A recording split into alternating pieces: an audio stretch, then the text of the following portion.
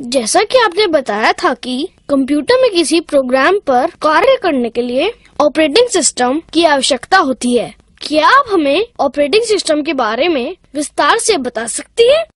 बिल्कुल रोहन, चलो हम ऑपरेटिंग सिस्टम के बारे में विस्तार से विचार करते हैं। ऑपरेटिंग सिस्टम एक प्रोग्राम है जो कंप्यूटर के अन्य प्रोग्रामों से पारस्परिक संबंध स्थापित करने में हमारी सहायता करता है। ऑपरेटिंग सिस्टम के बिना कंप्यूटर बेकार है। कई तरह के ऑपरेटिंग सिस्टम उपलब्ध होते हैं। ऑपरेटिंग सिस्टम प्रयोगकर्ता व कंप्यूटर के मध्य एक माध्यम का कार्य करता है।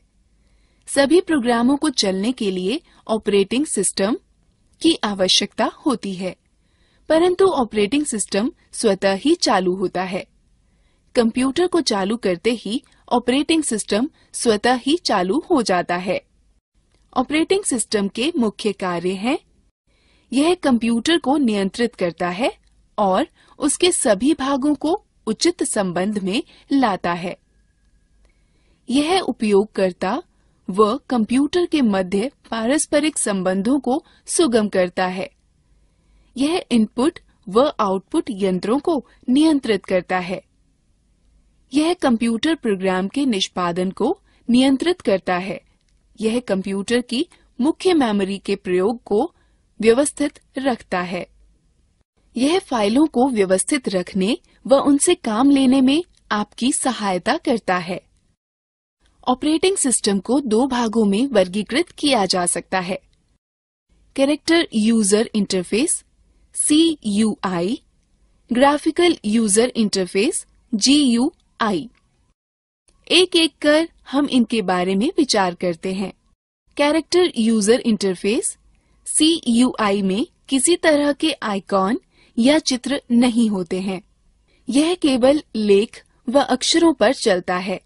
हम CUI पर लेखीय निर्देश जैसे रीनेम, CLS, CD, MD और DIR या डायरेक्टरी पर कमांड निर्देश देकर कार्य कर सकते हैं। CUI का एक उदाहरण है disk operating system. Graphical user interface GUI की पृष्ठभूमि चित्र वाली होती है और साथ-साथ बहुत सारे आइकॉन भी होते हैं। GUI के उदाहरण हैं Windows XP, Windows NT, Windows 7 और उबुंटू। GUI को पुनः दो भागों में विभाजित किया जा सकता है: सांपत्तिक मालिकाना सॉफ्टवेयर और स्वतंत्र या मुक्त सॉफ्टवेयर। मालिकाना सॉफ्टवेयर एक प्रकार का कंप्यूटर सॉफ्टवेयर है जिसकी अनुज्ञप्ति कॉपीराइट धारक के विशिष्ट कानूनी अधिकार के अधीन होती है। मालिकाना सॉफ्टवेयर के उपयोग के लिए अनुज्ञप्ति की आवश्यकता होती है, जो उसकी फीस देने या भुगतान करने के बाद ही प्राप्त होता है। इनका प्रयोग वैध अनुज्ञप्ति के बाद ही किया जा सकता है। उपयोगकर्ता इनको न तो परिवर्तित, न साझा कर सकता है, न ही पढ़ सकता है और न ही पुनर्वितरित कर सकता है। मालिकाना सॉफ्टवेयर के सामान्य उदाहरण हैं Microsoft, Apple INC, IBM operating system व यूनिसिस। स्वतंत्र या मुक्त सॉफ्टवेयर वे सॉफ्टवेयर हैं जिनको उपयोगकर्ता इंटरनेट से बिना किसी फीस के डाउनलोड कर सकता है। यह एक खुले लाइसेंस स्रोत के तहत उपलब्ध होते हैं, जो उपयोगकर्ता को सॉफ्टवेयर परिवर्तित करने, साझा करने और पुनर्वितरित करने की आजादी देता है। यद्यपि परिवर्तन करने के लिए कॉपीराइट अधिकार नहीं दिए गए होते हैं। स्वतंत्र या मुक्त सॉफ्टवेयर के सामान्य उदाहरण हैं यूनिक्स, लाइनक्स, ऑरोरा UX और हमें माइक्रोसॉफ्ट विंडोज के बारे में जानना चाहिए, जो कि सबसे ज्यादा प्रचलित ऑपरेटिंग सिस्टम है। अरे हाँ, मैंने माइक्रोसॉफ्ट विंडोज के बारे में बहुत सुना है। माइक्रोसॉफ्ट विंडोज माइक्रोसॉफ्ट द्वारा विकसित किए गए एवं बेचे गए ग्राफिकल इंटरफेस ऑपरेटिंग सिस्टम की श्रृंखला है। अधिकतर जिन कंप्यूटरों का हम प्रयोग करते हैं उनमें माइक्रोसॉफ्ट विंडोज का ऑपरेटिंग सिस्टम पूर्व स्थापित होता है। यदि आपके कंप्यूटर में विंडो ऑपरेटिंग सिस्टम नहीं है तो आप अनुज्ञप्त प्राप्त सॉफ्टवेयर प्रमाणित सॉफ्टवेयर विक्रेता के यहाँ से खरीद सकते हैं। इसके अतिरिक्त इस सॉफ्टवेयर को माइक्रोसॉफ्ट की वेबसाइट से ऑनलाइन भी खरीदा जा सकता है। GUI इंटरफेस प्रोग्राम प्रयोग करने व उनको संगठित करने में आपकी सहायता करता है। विंडोज विजिविग प्रकार के इंटरफेस होते हैं, जिसका अर्थ है कि जो आप देखते हैं वही आप प्राप्त करते हैं। यदि आपके कंप्यूटर का ऑपरेटिंग सिस्टम विंडोज है तो कंप्यूटर चालू करते ही सबसे पहले दिखने वाली स्क्रीन डेस्कटॉप कहलाती है। आप विंडोज डेस्कटॉप का प्रयोग सभी प्रोग्राम संचालित करने, संगठित करने में कर सकते हैं। डेस्कटॉप 2 भागों में विभाजित होता है, मुख्य भाग या विंडोज डेस्कटॉप तथा टास्क बार। नीचे पतली पट्टी को टास्क बार कहते हैं। टास्क बार में स्टार्ट बटन होता है, जिसके जरिए हम कंप्यूटर के अन्य प्रोग्रामों तक पहुंच सकते हैं। टास्क बार की पृष्ठभूमि को वॉलपेपर कहते हैं। कंप्यूटर आरंभ करने पर सबसे पहले दिखने वाली स्क्रीन डेस्कटॉप कहलाती है। डेस्कटॉप पर दिखने वाली छोटे छोटे चित्र आइकॉन कहलाते हैं। यह आइकॉन फाइल, प्रोग्राम और फोल्डर के शॉर्टकट छोटे रास्ते हैं जिनके जरिए इनमें आसानी से व जल्दी से पहुंचा जा सकता है। स्क्रीन के सबसे नीचे क्षितिज के समानांतर पट्टी को टास्क बार कहते हैं। टास्क बार पर एक और स्टार्ट बटन और दूसरी तरफ कई छोटे छोटे आइकॉन व शॉर्टकट होते हैं। कंप्यूटर पर चल रहे सभी उपयोजन व प्रोग्राम टास्क बार पर आइकॉन के रूप में दिखते हैं। कंप्यूटर पर चल रहे सभी एप्लीकेशन व प्रोग्राम इन्हीं आइकॉन के द्वारा एक्सेस उपयोग किए जा सकते हैं। टास्क बार कंप्यूटर पर चल रहे विभिन्न प्रोग्रामों में एक से दूसरे पर जाने का रास्ता उपलब्ध कराता है। यदि बहुत सारे एप्लीकेशन प्रोग्राम चल रहे हों और टास्क बार पर सभी आइकॉनों के लिए स्थान कम हो तो एक तरह के आइकॉन एक समूह में आ जाते हैं। स्टार्ट बटन के द्वारा आप अन्य प्रोग्रामों व सिस्टम की अन्य उपयोगिताओं का प्रयोग कर सकते हैं।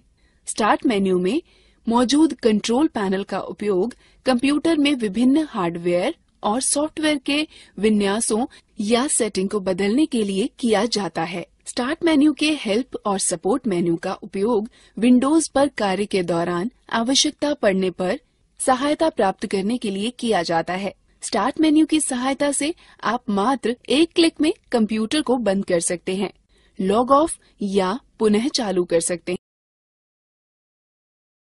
निम्न प्रक्रिया से आप अपने सिस्टम की तारीख व समय परिवर्तित कर सकते हैं। पहले टास्क बार पर दाईं ओर दिख रहे तारीख व समय पर क्लिक करें, तब एक घड़ी व कैलेंडर प्रकट होगा। टास्क बार पर तारीख व समय पर क्लिक करें, तब समय व तारीख परिवर्तन लिंक पर क्लिक करें। तत्पश्चात समय व तारीख परिवर्तन बटन पर क्लिक करें। समय व तारीख निर्धारित करें। समय व तारीख परिवर्तन को सुरक्षित करने के लिए हाँ पर क्लिक करें और समय व तारीख डायलॉग कोष्ठ पर वापस आएं।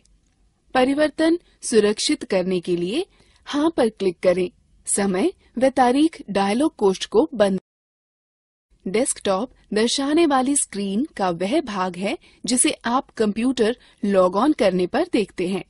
आइकॉनों के पीछे दिखने वाले चित्र दृश्य को वॉलपेपर अथवा डेस्कटॉप की पृष्ठभूमि कहते हैं। जब आप अपने कंप्यूटर को कुछ समय के लिए निष्क्रिय छोड़ देते हैं तो एक चित्र अथवा लेख की चलचित्र प्रदर्शित होती है। इसे स्क्रीन सेवर कहते हैं। डेस्कटॉप की पृष्ठभूमि परिवर्तित करना। आप अपने कंप्यूटर के वॉलपेपर अथवा डेस्कटॉप की पृष्ठभूमि आइकॉनों को अपनी इच्छा के चित्र और दृश्य से बदल सकते हैं। पहला, डेस्कटॉप के खाली स्थान पर माउस का दायां राइट क्लिक बटन दबाएं। तत्पश्चात सूची के वैयक्तिक विकल्प पर क्लिक करें। तत्पश्चात डेस्कटॉप की पृष्ठभूमि लिंक पर क्लिक करें। तत्पश्चात चित्र का चयन करें और उसे डेस्कटॉप की पृष्ठभूमि की नियत करें। अंत में सेव या सुरक्षित बटन दबाकर परिवर्तनों को सुरक्षित करें। स्क्रीन सेवर नियत करना। यदि आप डेस्कटॉप की स्क्रीन सेवर परिवर्तित करना चाहते हैं तो यह प्रक्रिया अपनाएं। पहला, डेस्कटॉप के खाली स्थान पर उस माउस का दायां राइट क्लिक बटन दबाएं। तत्पश्चात सूची के वैयक्तिक विकल्प पर क्लिक करें। तत्पश्चात डेस्कटॉप की स्क्रीन सेवर लिंक पर क्लिक करें। तब स्क्रीन सेवर का ड्रॉप डाउन मेन्यू पर क्लिक कर सूची से स्क्रीन सेवर चुनें। तत्पश्चात स्क्रीन सेवर चालू करने के लिए वेट कॉम्बो बॉक्स से प्रतीक्षा समय के मिनट निर्धारित करें। तत्पश्चात प्रीव्यू बटन पर क्लिक कर स्क्रीन सेवर देखें। तब निर्धारित बटन पर क्लिक कर स्क्रीन सेवर को निर्धारित करें। अंत में सेव या सुरक्षित बटन दबाकर परिवर्तनों को सुरक्षित करें। अब रोहन यह याद रखें कि एक कंप्यूटर में ऑपरेटिंग सिस्टम व व्यक्तिगत कार्यक्रमों के लिए उपलब्ध किसी सूचना को फाइल कहते हैं। एक फाइल एक दस्तावेज, चित्र, संगीत या चलचित्र हो सकती है। ढेर सारी फाइलों को एक स्थान पर रखने के लिए आप एक फोल्डर बनाते हैं। आप कंप्यूटर की किसी भी ड्राइव में फाइल या फोल्डर बना सकते हैं। फाइल या फोल्डर बनाने के पश्चात आप उसका नाम बदल सकते हैं, उसकी प्रतिलिपि बना सकते हैं, उसे कहीं और पेस्ट कर सकते हैं और उसे आवश्यकतानुसार मिटा भी सकते हैं। हम किसी ड्राइव में एक नया फोल्डर कैसे बनाते हैं? आसान है, बस निम्न प्रक्रिया अपनाओ। पहले स्टार्ट बटन को दबाकर स्टार्ट मेन्यू को खोलें। तब कंप्यूटर विंडो या विंडोज एक्सप्लोरर प्रदर्शित करने के लिए कंप्यूटर पर क्लिक करें। तब डी ड्राइव में उपलब्ध सामग्री देखने के लिए क्लिक डी ड्राइव पर क्लिक करें। तब नया फोल्डर बनाने के लिए मेन्यू बार में नए फोल्डर पर क्लिक करें। नए फोल्डर को नाम दे सकते हैं और एंटर दबाएं। आप फोल्डर के अंदर भी फोल्डर बना सकते हैं, जिसे सब फोल्डर कहते हैं। एक फोल्डर का चयन करें और उसे खोलें। उसमें खाली स्थान पर राइट क्लिक करें तो पॉप अप मेन्यू प्रकट होगा। उसमें सबसे पहले नया पर क्लिक करें और फिर फोल्डर चुनें। एक फोल्डर सृजित हो जाएगा। फाइल फोल्डर को खोलने के लिए निम्न का अनुसरण करें। पहले स्टार्ट बटन को दबा स्टार्ट मेन्यू को खोलें। तब कंप्यूटर विंडो या विंडोज एक्सप्लोरर प्रदर्शित करने के लिए कंप्यूटर पर क्लिक करें। तब डी ड्राइव में उपलब्ध सामग्री देखने के लिए डी ड्राइव पर क्लिक करें। तब जिस फोल्डर को आप खोलना चाहते हैं उस पर डबल क्लिक करें। उसे फोल्डर के अंदर जिस सब फोल्डर या फाइल को आप खोलना चाहते हैं पर डबल क्लिक करें। फाइल या फोल्डर को कैसे संरक्षित करें या नाम बदलें। जब आप डी ड्राइव में फोल्डर या सब फोल्डर या फाइल बनाते हैं तो स्वचालित रूप से न्यू फोल्डर या न्यू टेक्स्ट डॉक्यूमेंट के नाम से संरक्षित हो जाता है। फोल्डर या सब फोल्डर या फाइल का नाम बदलने के लिए उस पर राइट क्लिक करें। नए पॉपअप में नाम परिवर्तित करें, रीनेम चुनें। नया नाम लिखें और एंटर दबाएं। फोल्डर या सब फोल्डर या फाइल का नाम परिवर्तित हो जाएगा। विंडोज ऑपरेटिंग सिस्टम में कुछ सहायक सामग्री होती है जो अत्यंत उपयोगी होती हैं। हम इन उपयोगी सामग्रियों में से कुछ के विषय में सीखते हैं। इन उपयोगी सामग्रियों को देखने के लिए निम्न निर्देशों का पालन करें। पहले स्टार्ट बटन को दबाकर स्टार्ट मेन्यू को खोलें। तत्पश्चात माउस से ऑल प्रोग्राम पर चिन्हित करें।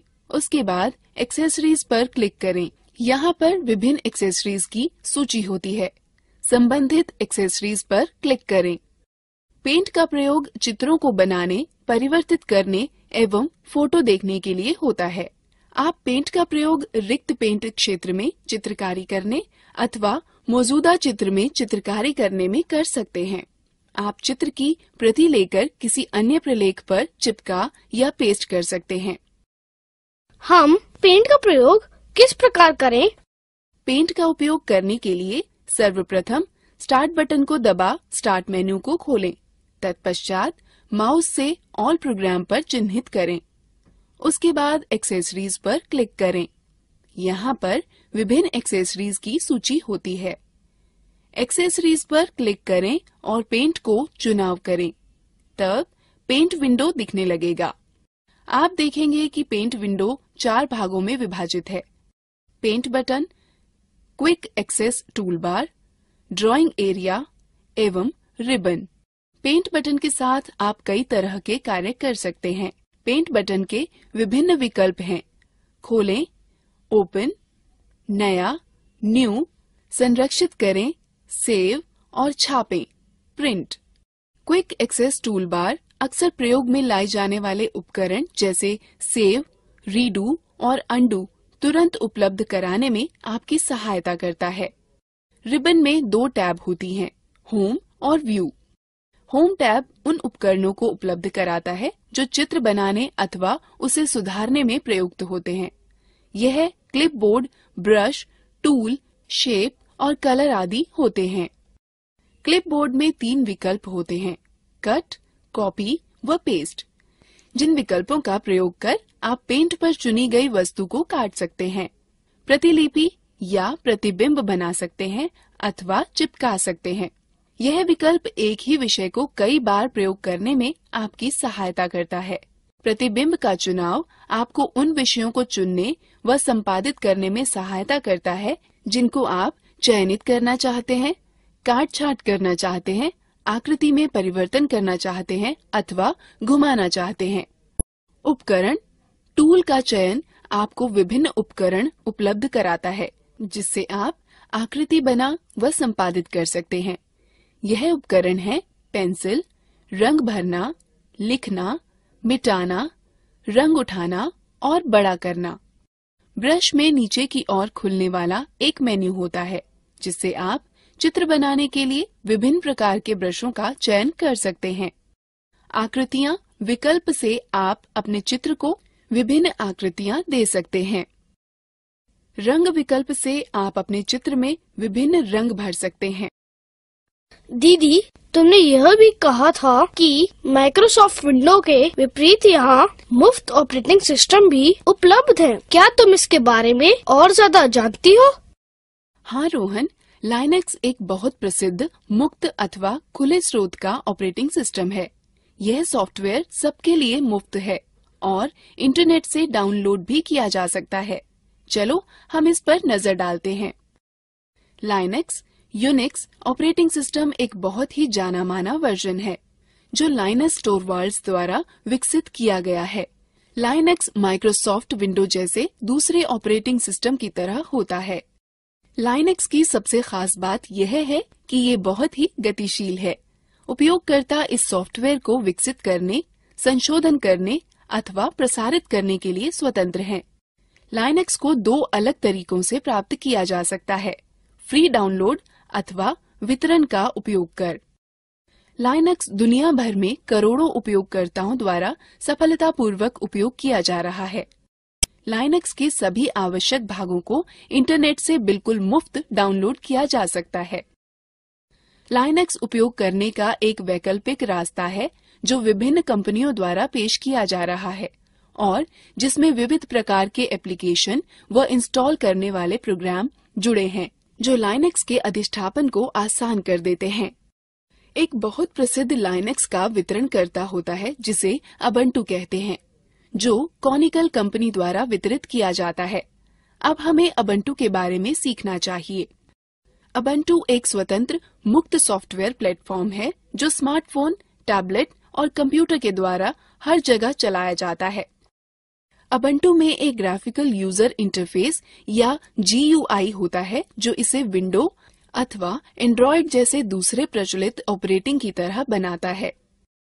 अबंटू के वर्जन 12.10 डिफॉल्ट डेस्कटॉप वातावरण के रूप में यूनिटी का उपयोग करता है। यूनिटी डेस्कटॉप पृष्ठभूमि और 2 बार रखता है जिसे मेन्यू बार और लॉन्चर कहते हैं। मेन्यू बार डेस्कटॉप के शीर्ष पर स्थित क्षैतिज पट्टी है। लॉन्चर एक खड़ी पट्टी है जो मेन्यू बार के बाईं तरफ होती है। मेन्यू बार में सामान्य कार्य शामिल होते हैं जो उबुंटू 12.10 में उपयोग होते हैं। जो आइकन्स मेन्यू बार के दाहिने तरफ होते हैं उसे संकेतक क्षेत्र कहते हैं। कीबोर्ड सूचक आपके कीबोर्ड लेआउट चुनने और कीबोर्ड प्राथमिकताओं को बदलने की अनुमति देता है। संदेश सूचक में सभी सोशल एप्लीकेशन को शामिल किया जाता है जो तत्काल instant messenger client, email client, micro blogging application और दूसरे समान एप्लीकेशन को सम्मिलित रखता है।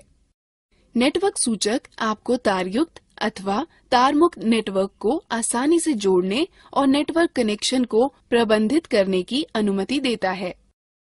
ध्वनि सूचक ध्वनि की मात्रा के रूप में अच्छी तरह से उपयोग अपने म्यूजिक प्लेयर और ध्वनि सेटिंग्स समायोजित करने के लिए एक आसान तरीका प्रदान करता है। घड़ी सही समय प्रदर्शित करती है और कैलेंडर समय और तारीख सेटिंग्स का उपयोग करने के लिए आसान तरीका उपलब्ध कराता है। यूजर मेन्यू आपको अलग अलग उपयोगकर्ताओं और ऑनलाइन सामग्री और उपयोगकर्ता खातों के बीच परिवर्तन करने की अनुमति देता है। एक सत्र या सेशन सूचक सिस्टम सेटिंग का उपयोग करने, सॉफ्टवेयर अपडेट करने, प्रिंटर डिवाइस को लॉक करने के लिए सेशन विकल्प प्रदान करने, सेशन से लॉग आउट होने, कंप्यूटर को पुनः आरंभ करने या पूरी तरह से बंद करने के लिए आसान तरीका उपलब्ध कराता है। एप्लीकेशन मेन्यू एक प्रणाली है जहां किसी एप्लीकेशन में विभिन्न कार्य जैसे परिवर्तन करने, देखने आदि को निष्पादित किए जा सकते हैं। अन्य GUI वातावरण के विपरीत यूटिलिटी में आवेदन मेन मेन्यू बार के बाईं ओर स्थित है। एक विशिष्ट आवेदन को देखने के लिए आप सूचक का प्रयोग करके डेस्कटॉप के मेन्यू बार पर आवेदन आइकन के लिए माउस को स्थानांतरित कर सकते हैं। यह डेस्कटॉप के मेन्यू बार में खुद को ऊपर रखकर एप्लीकेशन को सक्षम करेगा, इसलिए इस एप्लीकेशन को देखा और इस्तेमाल किया जा सकता है। माउस को मेन्यू बार से दूर ले जाने पर डेस्कटॉप फिर से दिखाई देने लगता है। यूटिलिटी का वह फीचर जो एप्लीकेशन दिखाता है, एप्लीकेशन के मेन्यू केवल जब जरूरत होती है जब ये नेटबुक और लैपटॉप उपयोगकर्ताओं के लिए फायदेमंद होता है और इसे अधिक मुक्त वर्क स्पेस प्रदान करता है। ऊर्ध्वाधर पट्टी के आइकन्स जो स्क्रीन के बाईं तरफ होते हैं लॉन्चर कहलाते हैं। जब यह लॉन्चर चलाया जाता है तो यह सक्रिय आइकन्स के एप्लीकेशनों को आसान पहुंच प्रदान करता है। लॉन्चर में सबसे ऊपर पहला आइकन डैश कहलाता है जो एक निर्णायक खोज व मूल तत्व है। एक एप्लीकेशन को लॉन्चर से रन करने अथवा पहले से रन हो रही एप्लीकेशन को प्रदर्शित करने के लिए एप्लीकेशन आइकन पर क्लिक करते हैं। फोरग्राउंड में एप्लीकेशन अपने आइकन के दाहिनी तरफ एक अकेले सफेद त्रिकोण के द्वारा संकेतित किया जाता है। लॉन्चर के द्वारा एप्लीकेशन जोड़ना और हटाना। एक एप्लीकेशन को जोड़ने के लिए लॉन्चर के एप्लीकेशन आइकन पर दाहिने क्लिक करके और लॉन्चर के लॉक का चयन करके एप्लीकेशन को रन करें। लॉन्चर से एक एप्लीकेशन को हटाने के लिए पहले एप्लीकेशन आइकन पर दाहिने क्लिक करें, फिर अनलॉक से लॉन्चर का चयन करें। डैश एक औजार है जिसकी मदद से आप कंप्यूटर पर एप्लीकेशन व फाइलों का तेजी से पता लगा सकते हैं व उन तक पहुंच सकते हैं। डैश का पता लगाने के लिए लॉन्चर के सबसे ऊपर वाले आइकॉन जिस पर उबुंटू का प्रतीक चिन्ह बना हो पर क्लिक करें।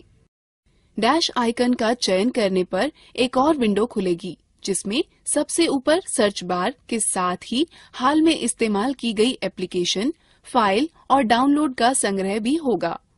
डैश आपको स्थानीय स्तर व सुदूर की सूचनाएं खोजने की अनुमति देता है। डैश की मुख्य विशेषताएं। डैश की दो मुख्य विशेषताएं हैं, फाइलें व फोल्डर ढूंढना और एप्लीकेशन को ढूंढना। वर्क स्पेस आपको एप्लीकेशन को एक समूह में करने की अनुमति है जो अव्यवस्था को कम करता है और डेस्कटॉप नेविगेशन में सुधार लाता है। मूलभूत रूप से उबुंटू में 4 वर्कस्पेस होते हैं।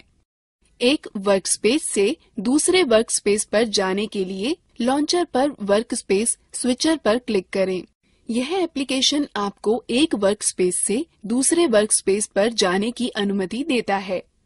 विंडोज को बंद करना, अधिकतम करना, न्यूनतम करना व बहाल करना। न्यूनतम बटन विंडो को वर्तमान में दिखाई पड़ने वाली स्क्रीन से हटाकर उसे लॉन्चर में रखा देता है। अधिकतम बटन एप्लीकेशन को विंडोज की पूरी स्क्रीन पर फैला देता है। विंडोज को बंद करने के लिए विंडो के ऊपर बाएं कोने पर दिए हुए क्रॉस बटन पर क्लिक करें। विंडो को वर्कस्पेस पर इधर उधर ले जाने या हटाने के लिए माउस के पॉइंट को विंडो के टाइटल बार पर ले जाएं और माउस के बाएं बटन से क्लिक करें तथा बाएं बटन को दबाए रखते हुए विंडो को खींचें। विंडो का आकार बदलने के लिए माउस पॉइंटर को विंडो सिरे पर या कोने पर ऐसे रखें कि माउस पॉइंटर दो तरफा तीर में परिवर्तित हो जाएगा, जिसे रीसाइज आइकॉन कहते हैं। माउस के बाएं बटन से क्लिक करें तथा बाएं बटन को दबाए रखते हुए विंडो को खींचें। कंप्यूटर पर फाइल का पता लगाने के दो तरीके हैं। सीधे लॉन्चर के डैश के माध्यम से जिस फोल्डर में फाइल रखी गई हो का पता लगाकर उस तक पहुंचना, या सामान्यतः उपयोग में लाए जाने वाले फोल्डरों व हाल में ही प्रयुक्त फाइलों में फाइल व फोल्डर टूल का प्रयोग करना। गो मेन्यू सामान्यतः प्रयोग में आने वाली फोल्डरों की सूची होती है। गो में जाने के लिए अपने माउस को बार पर सबसे ऊपर ले जाएं और गो को चुनें। तब इस मेन्यू कंप्यूटर पर क्लिक करके अपने कंप्यूटर की फाइलें खोजें। यदि आप होम नेटवर्क स्थापित करते हैं तो आपको साझा की गई फाइल या फोल्डरों के लिए मेन्यू में आइटम मिल जाएगा। होम फोल्डर का प्रयोग व्यक्तिगत फाइलों को संग्रहित करने के लिए किया जाता है।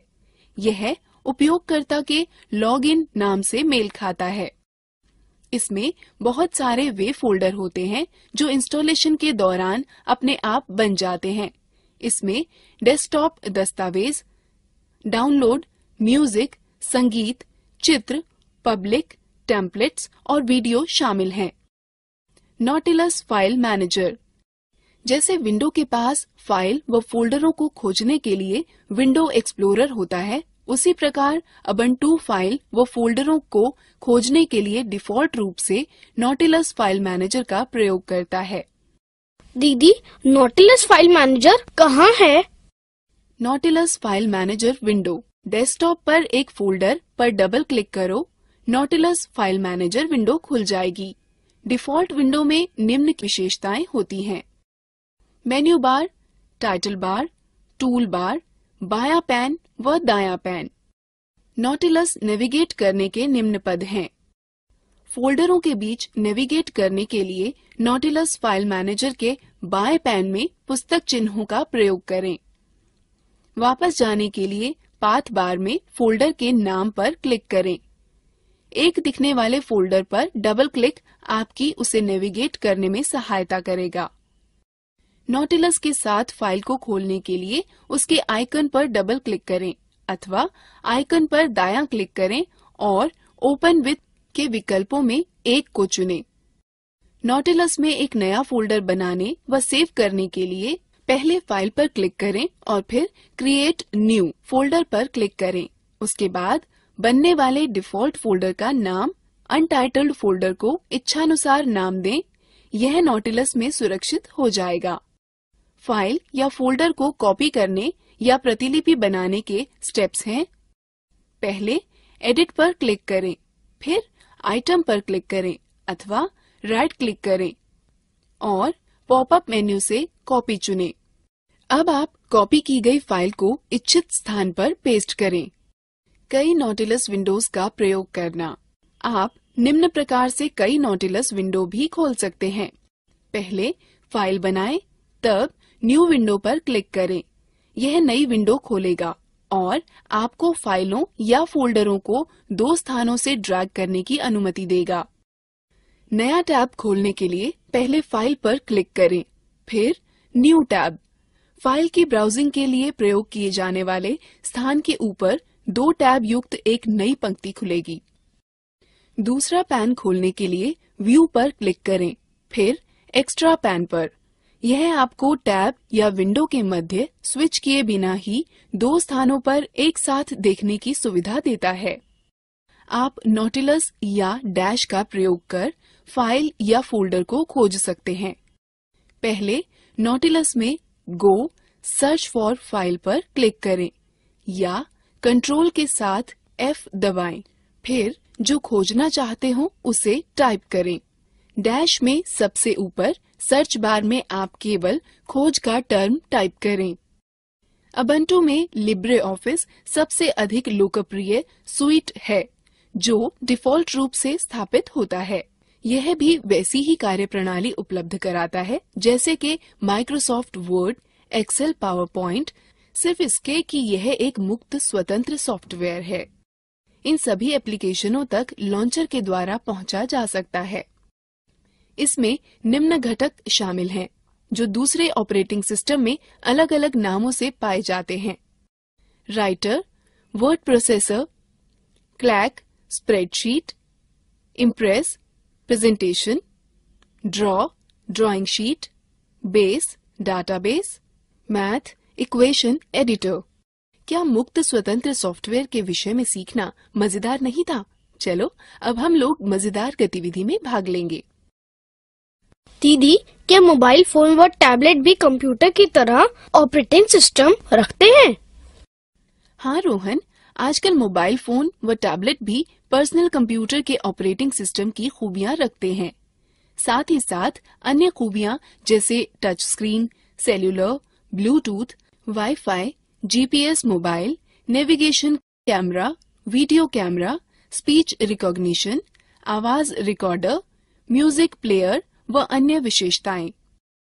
अधिकांश मोबाइल फोनों में एंड्रॉयड, विंडोज अथवा सिम्बियन ऑपरेटिंग सिस्टम होता है। ओह, मैं मोबाइल फोनों के विषय में और बहुत कुछ जानना चाहता हूँ। क्या आप मुझे सिखा सकती हैं? हाँ बिल्कुल, चलो यहाँ से शुरू करते हैं कि एक मोबाइल फोन में विभिन्न सुविधाओं का प्रयोग कैसे करते हैं। सबसे पहले यह सीखते हैं कि मोबाइल फोन से कॉल कैसे करते हैं। कॉल करने के लिए कीपैड पर फोन नंबर टाइप करें। यदि आपके पास स्मार्टफोन है तो होम स्क्रीन पर फोन आइकन पर जाएं और उस पर टैप दें। आप स्क्रीन पर नंबर पैड देखेंगे। जिस नंबर पर आप बात करना चाहते हैं उसे टाइप करें। उसके बाद बाईं तरफ हरा बटन अथवा उत्तर बटन दबाएं। स्मार्टफोन होने पर हरे बटन पर टैप दें। स्क्रीन दर्शाएगी कि नंबर डायल हो रहा है कि कनेक्ट हो रहा है। इस तरह आप कॉल कर सकते हैं। कॉल समाप्त करने के लिए लाल बटन दबाएं अथवा लाल बटन पर टैप दें। अब हम सीखते हैं कि कॉल का उत्तर कैसे दें अथवा निरस्त कैसे करें। जब आपके फोन की घंटी बजे तो उत्तर देने के लिए हरा बटन दबाएं। स्मार्टफोन होने पर बाएं से दाएं स्वाइप करें। कॉल निरस्त करने के लिए लाल बटन दबाएं।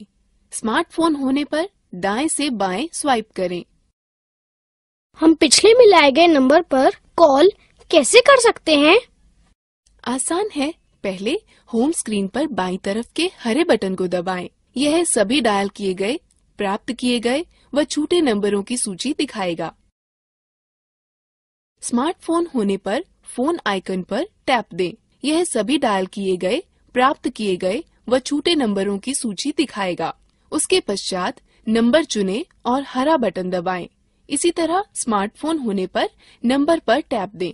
नंबर की डायल होने लगेगा। आप कॉल इतिहास इस तरह देख सकते हैं।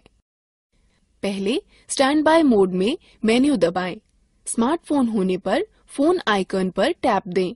तब कॉल रजिस्टर या कॉल इतिहास या कॉल लॉग चुनें। उसके बाद यह प्राप्त कॉल, छूटी कॉल, डायल की गई कॉल के 3 टैब दिखाएगा। फिर जिस टैब को आप देखना चाहते हैं उस पर क्लिक करें। यह आपको कॉलों की सूची, समय व तिथि के साथ दिखाएगा। स्मार्टफोन होने पर सभी कॉलें एक ही सूची में दिखेंगी। हरा तीर प्राप्त कॉलें, नीला तीर डायल की गई कॉलें व लाल तीर छूटी कॉलें दर्शाता है। आप नंबर पर कॉल कर सकते हैं। नंबर को संपर्क बुक में सुरक्षित कर सकते हैं या उस पर संदेश भेज सकते हैं। फोन में ध्वनि का स्तर को निम्न रूप से अनुकूल करते हैं। सबसे पहले फोन की मुख्य स्क्रीन में मेन्यू बटन दबाएं, फिर विकल्प मेन्यू में सेटिंग पर क्लिक करें। उसके बाद सेटिंग मेन्यू में साउंड या ऑडियो विकल्प चुनें। उसके बाद साउंड मेन्यू में वॉल्यूम विकल्प ढूंढें। रिंगर या रिंगटोन में वॉल्यूम कंट्रोल पाए जाते हैं। अंत में स्पीकर विकल्प पर चुनें व कीपैड को ऊपर नीचे कर वॉल्यूम लेवल सेट करें। आपके स्मार्टफोन में आवाज नियंत्रित करने वाले बटन बाहर होते हैं। मात्र इधर उधर दबाकर आवाज की प्रबलता नियंत्रित की जाती है। मैं अपने मित्र का फोन नंबर व अमित का नाम शामिल करना चाहता हूँ। मैं कैसे कर सकता हूँ? आप नया संपर्क ऐसे जोड़ सकते हैं। जब फोन स्टैंड बाय मोड में हो तो मेन्यू दबाएं। स्मार्टफोन होने पर फोन आइकॉन पर टैप दें। तब मेन्यू विकल्प में अपने फोन की फोन बुक पर जाएं। यह होम स्क्रीन पर फोन के एक चित्र अथवा शब्द फोन बुक या संपर्क से दिखाई गई होगी। अब उपलब्ध विकल्पों में न्यू कॉन्टैक्ट का चयन करें। पहले जिस संपर्क को आप जोड़ना चाहते हैं उसका नंबर एरिया कोड स्क्रीन पर दिखने वाले फॉर्म पर भरें। स्मार्टफोन में नंबर पैड व अंक टाइप करें। ऐड टू कॉन्टैक्ट पर टैप दें और तब क्रिएट न्यू कॉन्टैक्ट पर, और तब फॉर्म में उपयुक्त स्थानों पर अपने मित्र का पहला व अंतिम नाम लिखें। तब उसे संरक्षित करने के लिए सेव या ऐड टू कॉन्टैक्ट दबाएं। टैप देना सुनिश्चित करें। अब नया संपर्क अपने मोबाइल में जुड़ जाएगा। फोन में पहले से ही संरक्षित संपर्क के विवरण में एडिट करने के लिए संपर्क का नाम चुनें। एडिट का चयन करें, टैप दें, सही विवरण टाइप करें और फिर सेव का चयन करें, टैप दें। अब मैं आपको सिखाती हूँ कि संदेश कैसे भेजते हैं। पहले स्टैंड बाय मोड में मेन्यू दबाएं, तब संदेश सेवा, फिर लिखित संदेश, फिर संदेश बनाएं का चयन करें। एक स्मार्टफोन में होम स्क्रीन पर मैसेजिंग आइकन ढूंढें, उस पर टैप दें। आप देखेंगे कि संदेशों की सूची खुलेगी। संदेश बनाएं, संदेश लिखें को चुनें। स्मार्टफोन में राइट मैसेज आइकॉन पर टैप करें। टेक्स्ट बॉक्स में संदेश लिखें।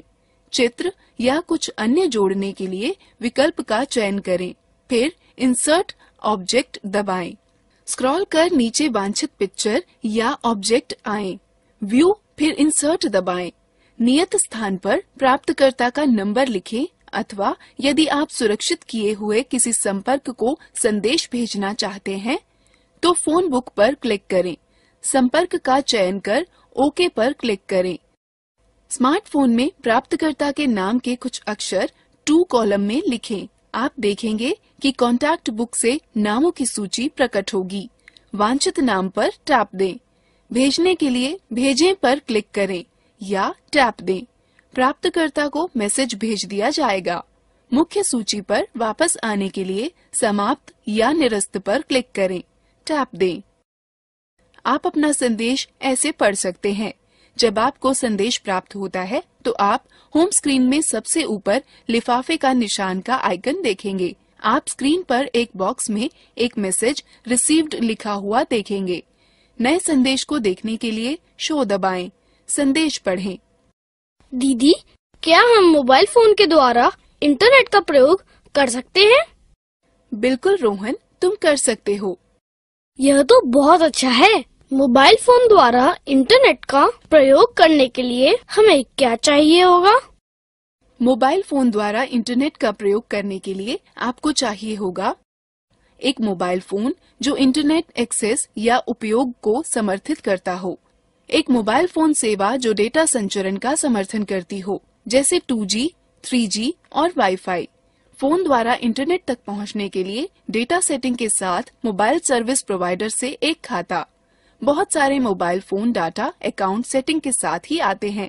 यदि आपका नहीं है तो आपको सेवा प्रदाता के ग्राहक सेवा केंद्र से बात करनी चाहिए।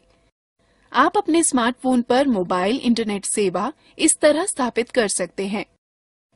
पहले अपने स्मार्टफोन के सेटिंग मेन्यू पर नेविगेट करें। स्मार्टफोनों में यह ऐप्स मेन्यू के सेटिंग आइकॉन के माध्यम से या कभी-कभी नोटिफिकेशन बार के माध्यम से किया जा सकता है। सेटिंग मेन्यू में आपको वायरलेस व नेटवर्क सेटिंग्स खोजनी होगी। ज्यादातर उपकरणों में मोर या मोर सेटिंग्स बटन जो भी उपलब्ध हो उस पर क्लिक करें। जब वायरलेस और नेटवर्क सेटिंग हो जाती है तो आप इंटरनेट, वाईफाई या मोबाइल नेटवर्क के माध्यम से जोड़ सकते हैं। वाईफाई से जुड़ने के लिए निम्न पदों का अनुसरण करें। पहले सेटिंग विकल्प से अथवा नोटिफिकेशन मेन्यू में वाईफाई बटन को क्लिक करके वाईफाई विकल्प को चालू करें। तब आपको उपलब्ध इंटरनेट नेटवर्कों की सूची दिखाई देगी। यदि आपने वाईफाई नेटवर्क पहले से ही सेव कर रखा है तो यह ऑटोमेटिक ही जुड़ जाएगा। अन्यथा आपको वाईफाई नेटवर्क जिसे आप जोड़ना चाहते हैं चुनना होगा। यदि पासवर्ड की आवश्यकता हो तो उसे इंटर करें और कनेक्ट पर क्लिक करें। इंटरनेट का उपयोग करने के लिए इंटरनेट ब्राउजर का उपयोग करें। इंटरनेट के लिए मोबाइल नेटवर्क जोड़ना। पहले वायरलेस व नेटवर्क विकल्प में अधिक सेटिंग या मोर सेटिंग विकल्प पर जाएं। तब मोबाइल नेटवर्क पर क्लिक करें।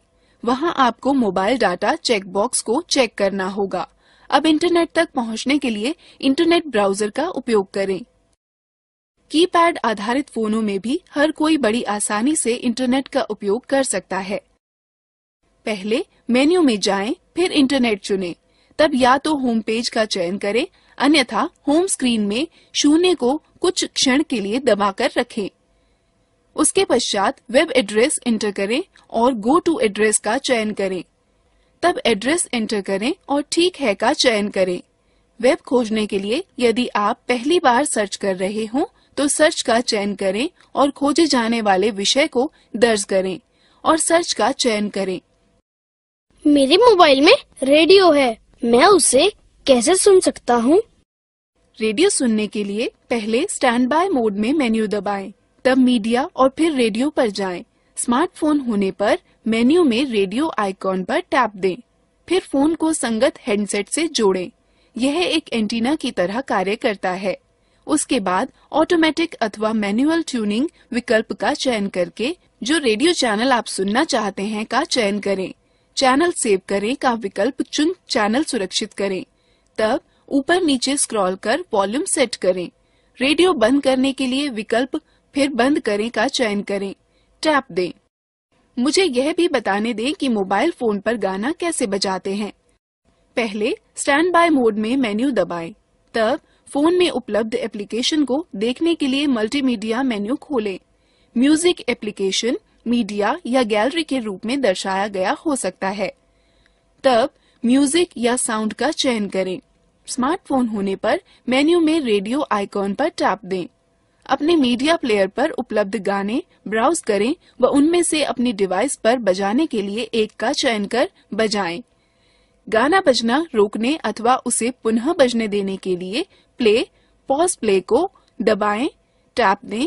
एक ही बटन प्ले और पॉज के लिए कार्य करता है। म्यूजिक प्लेयर से निकलने के लिए बाईं तरफ के लाल बटन को दबाएं। स्मार्टफोन में पॉज बटन टैप दें। आपको अपने फोन पर गाने स्टोर करने के लिए मेमोरी कार्ड की आवश्यकता होगी। अब यहाँ कुछ तरीके हैं कि मोबाइल फोन से फोटो कैसे लें। पहले स्टैंड बाय मोड में मेन्यू दबाएं, तब मीडिया चुनें और फिर कैमरा चुनें। स्मार्टफोन होने पर कैमरा आइकॉन ढूंढकर उस पर टैप दें, तब डिस्प्ले स्क्रीन को व्यू फाउंडर की तरह प्रयोग करें। ऊपर नीचे खिसकाकर जूम इन और जूम आउट कर सकते हैं। स्मार्टफोन में अपनी उंगलियों की चुटकी को फैलाकर अथवा सिकोड़कर स्क्रीन को फैलाकर डिस्प्ले का आकार बड़ा व छोटा कर सकते हैं। फोटो लेने के लिए सिलेक्ट या हाँ बटन का चयन करें। स्मार्टफोन में कैमरा आइकॉन ढूंढकर उस पर टैप कर फोटो खींचें। सेव बटन को दबाकर फोटो सेव करें। स्मार्टफोन में फोटो एल्बम या गैलरी में स्वयं ही सेव हो जाती है। यह कुछ तरीके हैं जिससे वीडियो रिकॉर्ड किया जा सकता है। मेन्यू में जाकर फोटो और फिर वीडियो कैमरे का चयन करें। स्मार्टफोन होने पर कैमरा आइकॉन पर टैप दें, तब स्क्रीन के प्रदर्शन को व्यू फाउंडर की तरह प्रयोग करें। जूम इन और जूम आउट करने के लिए ऊपर नीचे स्क्रॉल करें। स्मार्टफोन में अपनी उंगलियों की चुटकी को फैलाकर अथवा सिकोड़कर से स्क्रीन पर प्रदर्शन क्षेत्र का आकार बदल सकते हैं। रिकॉर्डिंग चालू करने के लिए रिकॉर्ड को चुनें। स्मार्टफोन में होने पर स्क्रीन पर मौजूद छोटे लाल आइकॉन पर टैप दें। रिकॉर्डिंग को रोकने के लिए स्टॉप दबाएं। स्मार्टफोन में होने पर लाल आइकॉन पर फिर से टैप दें। संरक्षित करें बटन को दबाकर फोटो सुरक्षित करें। स्मार्टफोन में फोटो एल्बम या गैलरी में स्वयं ही संरक्षित हो जाती है। मोबाइल फोन व स्मार्टफोन तीव्र गणना के लिए उपयोगी हैं। यह कैसे संभव है? कैलकुलेटर के द्वारा कैलकुलेटर प्रयोग करने के तरीके हैं। पहले स्टैंड बाय मोड में मेन्यू दबाएं, तब ऑर्गेनाइजर और फिर कैलकुलेटर का चयन करें। स्मार्टफोन होने पर में कैलकुलेटर आइकॉन मेन्यू में ढूंढें और उस पर टैप दें। फोन के नंबर पैड का प्रयोग कर नंबर लिखें। फिर जोड़ने, घटाने, गुणा करने व भाग फंक्शन का चयन करें। फिर दूसरा अंक लिखें। उत्तर जानने के लिए बराबर का चिन्ह दबाएं या टैप दें। धन्यवाद दीदी, आपके कारण मुझे मोबाइल फोनों के बारे में इतनी जानकारी प्राप्त हुई। मुझे टैबलेट में भी दिलचस्पी है।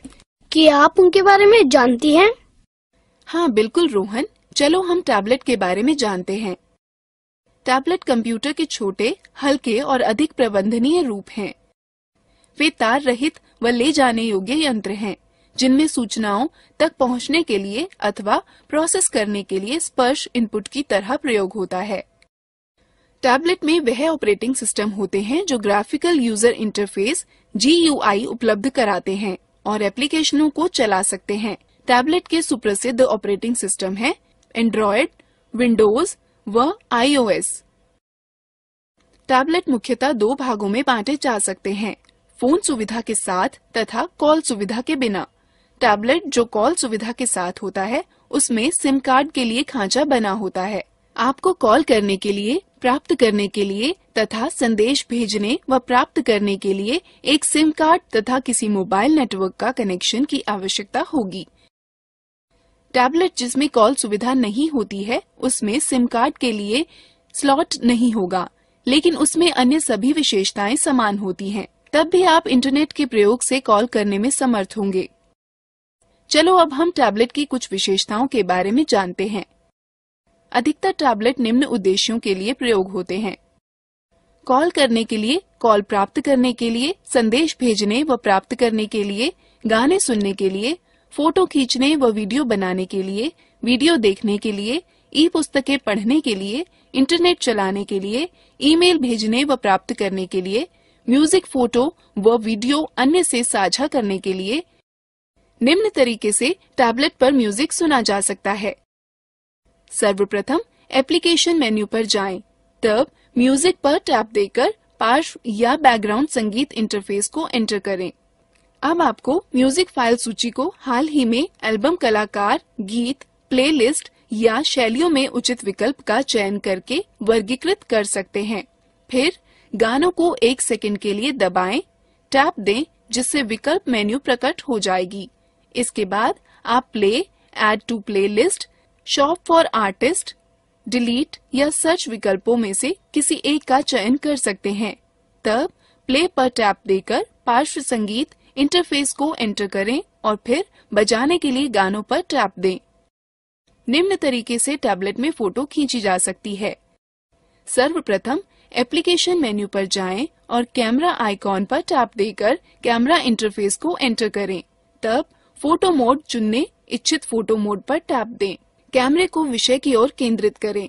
ऑटो फोकस को सक्रिय करने के लिए स्क्रीन पर किसी स्थान को छुएं और दबाए रखें। फोटो लेने के लिए उंगली उठाएं।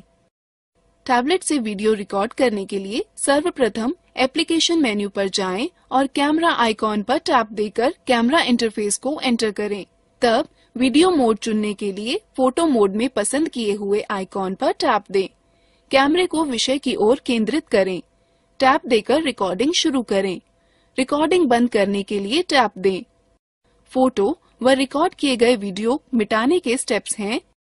जिस फोटो या वीडियो को आप मिटाना चाहते हैं, इसे खोजें। ट्रैश आइकॉन दिखाई दिए जाने के लिए स्क्रीन पर टैप दें। फोटो या वीडियो को मिटाने के लिए इस पर टैप दें। आप फोटो और वीडियो इस तरह देख सकते हैं। पहले एल्बम ढूंढकर उस पर टैप दें।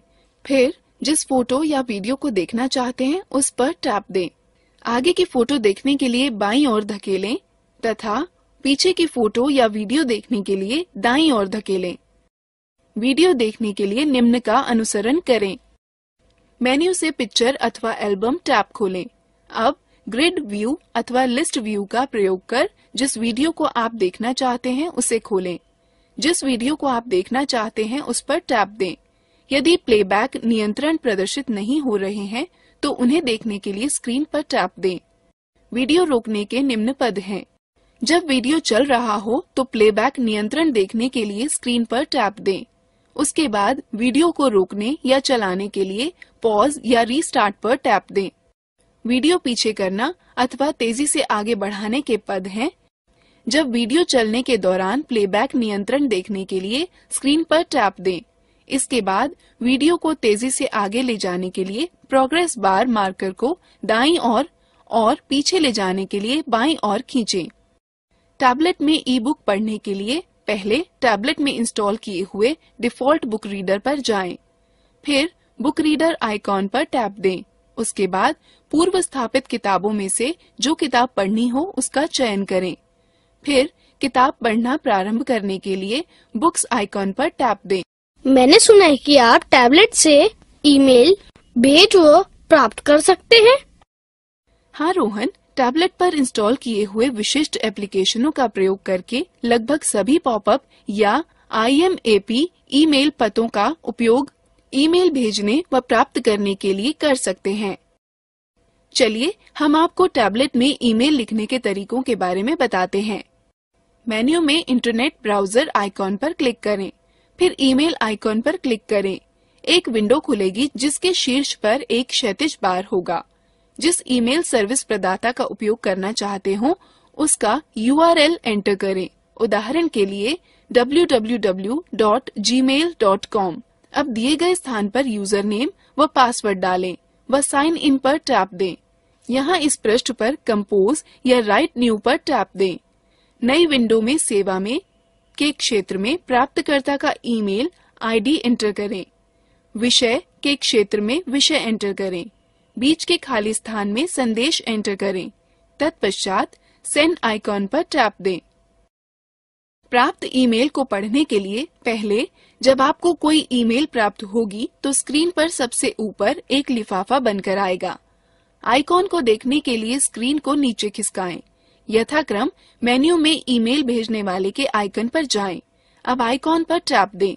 स्क्रीन पर आपका मेल इनबॉक्स खुल जाएगा। ईमेल पर टैप दें और उसे पढ़ें। हम किसी फाइल को टैबलेट पर कैसे ढूंढते हैं? टैबलेट में फाइल या फोल्डर ढूंढने के दो तरीके हैं। आप या तो टैबलेट पर स्थापित फाइल मैनेजर का प्रयोग करें या तो होम स्क्रीन पर स्थित ऑनलाइन सर्च इंजन का प्रयोग करें। फाइल मैनेजर का प्रयोग करके होम स्क्रीन पर फाइल मैनेजर या फाइल ब्राउजर ऐप ढूंढें। उस पर टैप दें। यह सबसे ऊपर माय फाइल दिखाएगा। सूची से वांछित फाइल या फोल्डर को ढूंढें। उसे खोलने के लिए उस पर टैप दें। सर्च इंजन का प्रयोग करके होम स्क्रीन पर मैग्नीफाइंग ग्लास की तरह दिखने वाले सर्च आइकॉन को ढूंढें। उस पर टैप दें जिससे एक नई विंडो प्रकट होगी। आप देखेंगे कि उस पर एक क्षैतिज टैब में सर्च लिखा होगा। उसमें जो सूचना आप ढूंढना चाहते हैं उसके पहचान शब्द लिखें। ऑनलाइन सर्च का परिणाम स्क्रीन पर आ जाएगा। इसको खोलने के लिए वांछित पर टैप दें। हम टैबलेट से संदेश कैसे भेज सकते हैं? टैबलेट से संदेश भेजने के लिए निम्न पदों का अनुसरण करें। होम स्क्रीन पर मैसेजिंग आइकॉन ढूंढें अथवा मेन्यू आइकॉन पर टैप दें। सभी एप्लीकेशनों में मैसेजिंग आइकॉन ढूंढें। मैसेजिंग आइकॉन पर टैप देने पर आप प्राप्त संदेशों की सूची देखेंगे। राइट न्यू आइकॉन खोजें जो कि स्क्रीन पर एक लिफाफे के साथ जमा के चिन्ह अथवा पेंसिल के साथ जमा के चिन्ह द्वारा प्रदर्शित किया गया होगा। उस पर टैप दें। टू कॉलम में प्राप्तकर्ता के नाम के कुछ शब्द लिखें। आप कॉन्टैक्ट बुक से कुछ नामों की सूची देखेंगे। वांछित नाम पर टैप दें। वह नाम 2 कॉलम में छप जाएगा। राइट मैसेज पर टैप दें और अपना संदेश लिखना प्राप्त करें। संबंधित आइकॉन पर टैप दें। आप फाइल, दस्तावेज, फोटो या म्यूजिक फाइल अपने संदेश के साथ जोड़ सकते हैं। सेंड आइकॉन पर टैप दें। आपका संदेश भेज दिया जाएगा। इस प्रकार आप प्राप्त किया हुआ संदेश पढ़ सकते हैं। जब आपको संदेश प्राप्त होगा तो स्क्रीन के ऊपर आपको मैसेजिंग आइकॉन दिखाई देगा, अथवा होम स्क्रीन के मैसेजिंग आइकॉन पर एक अंक लिखा पाएंगे जो कि प्राप्त नए संदेशों की संख्या दर्शा रहा होगा। उस पर टैप दें।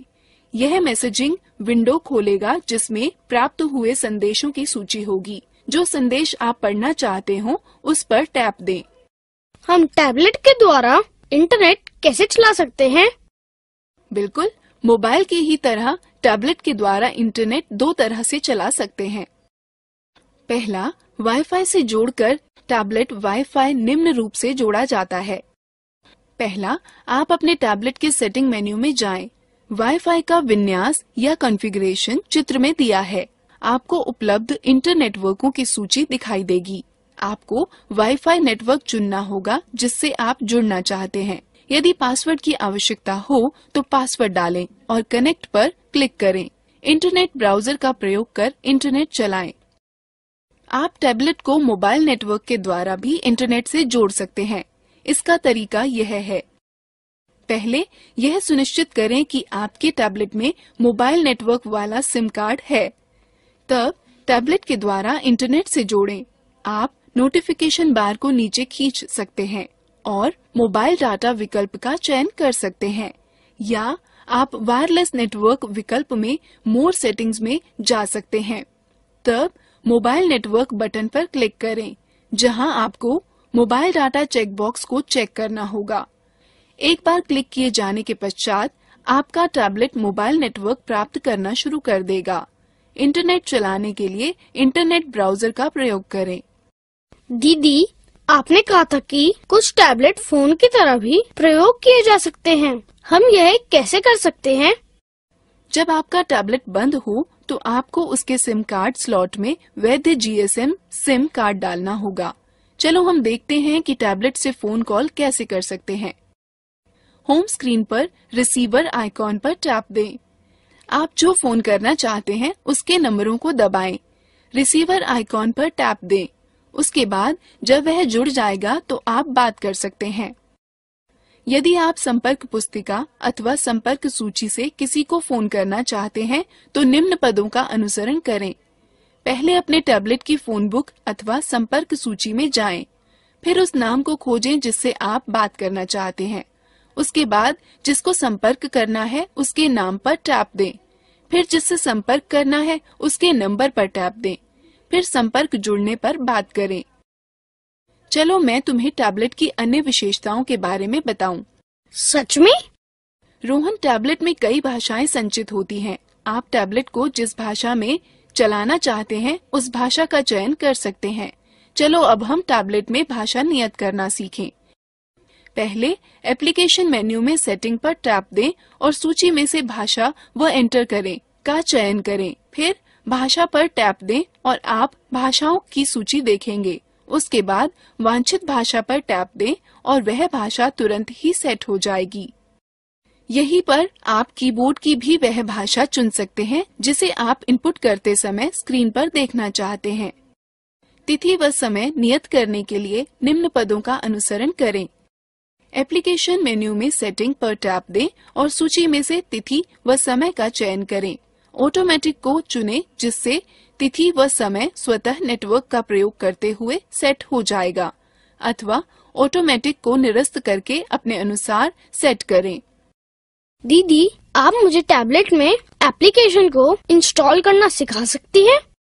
हाँ बिल्कुल, एप्लीकेशन या ऐप टैबलेट की मुख्य विशेषताएं होती हैं जो आपके सेवाएं प्राप्त करने के रास्ते और भी आसान बना सकती हैं। टैबलेट में नए एप्लीकेशनों को पाने के तरीके। पहले टैबलेट के मेन्यू विकल्प में जाएं और फिर मेन्यू में प्ले स्टोर विकल्प पर टैप दें। यदि शुल्क रहित एप्लीकेशन है तो आप केवल इंस्टॉल बटन पर टैप दें और आपका टैबलेट स्वतः एप्लीकेशन को डाउनलोड व इंस्टॉल कर देगा। यदि ऐप का मूल्य है तो आप एक क्रय करें का बटन देखेंगे जिसको दबाते ही एक पॉपअप बॉक्स खुलेगा जिसमें यह सवाल होगा कि क्या आप ऐप खरीदना चाहते हैं।